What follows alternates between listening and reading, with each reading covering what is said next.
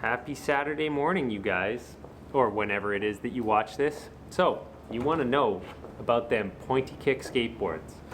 Right here, I have a real 8.06, just the regular one, not the full. So this is definitely like getting on the pointy side, and that's what I've been skating lately. Anyways, let's jump right into it. I'm gonna get into what some of the negatives are first. So number one, they have less foot room. Being pointy, your feet hang off more on each side. So that can give you more foot drag on slides. It can also feel a little bit less safe on transition. And for me personally, it can make my flip tricks a bit less stable. So when I have a pretty blunt kick, my flip tricks seem to stay really sort of linear in a nice straight line. And when I have pointy kicks, they can wobble a little bit, making them feel a bit more sketchy. So that about sums up the negatives. Well, what about the positives? Well, there's actually only one that I can think of, and that's that they're really nice for scoopy flip tricks. So things like hard flips, frontside flips, 360 flips. I find that, a lot of my 180 and 360 sort of flip tricks all tend to work out better on pointier kicks. The reason is, when you're popping and scooping those tricks around, there's just less of the board to get in the way and cause it to, drag more. So initially that kind of seems like there's more negatives to pointy kicks than positives. However, if you're the kind of guy that just can't do crispy flip tricks on a blunt kick board, then you're not really going to enjoy all the benefits of ledges so much, because you're just going to be getting frustrated that your flip tricks aren't working out right. However, if you're more of a ledge dude and you don't do so many flip tricks, you're really not going to feel the benefits of having a more tapered kick. It can also come a lot down to shoe and board size. So I wear a 10.5 shoe, US. Now when I'm riding decks under 8.25, I like to have a full kick, actually. And when I have decks 8.25 and up, I can start to ride a tapered kick. In fact, I even prefer tapered kicks once I get above 8.25.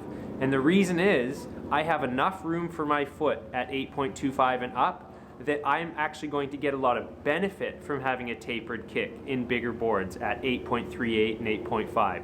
Because once I have a big board, it actually helps me a lot to have less kick to have to scoop around. Whereas when I have a 8.5 or something with a big blunt kick, sure, it feels great for ledges, flat bars, transition, all that sort of stuff that you want to have a lot of foot on the board. But as soon as I start doing all my flip tricks, I notice my stuff gets a little bit floppy. So at that point, having the tapered kicks starts to work out really nicely. In spite of my preferences, I don't really have any problem skating a tapered kick at 8 inches. It's just not my preference. But as you can see here, I'm not having any problems with my ledges.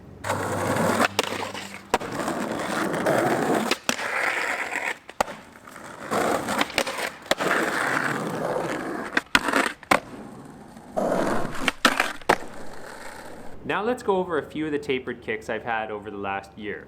So the first deck I skated that was pretty tapered, that really bugged me at first, was this 8.25 Element.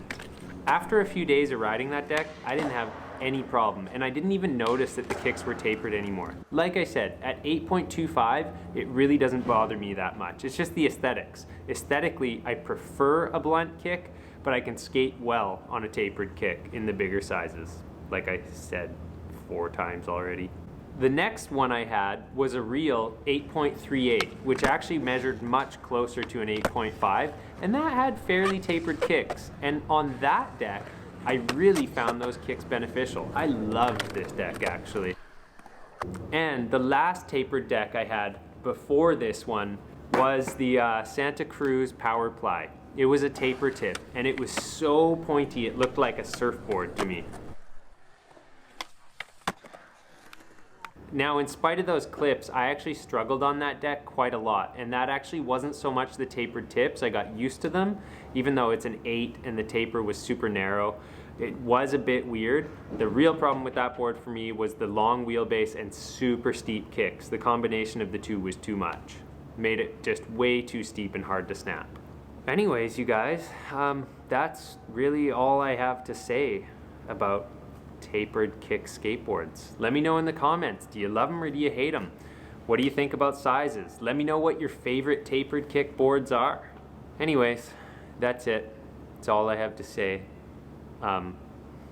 I'm not skateboarding right now because it's raining. It's been raining for like a week straight. I came out to skateboard today. It started to rain. Pretty sad right now. I hope it's dry. I hope it's beautiful where you live today. So go ride that skateboard. Whether it's blunt, whether it's shaped, whether it's pointy, get on that skateboard and you make something happen.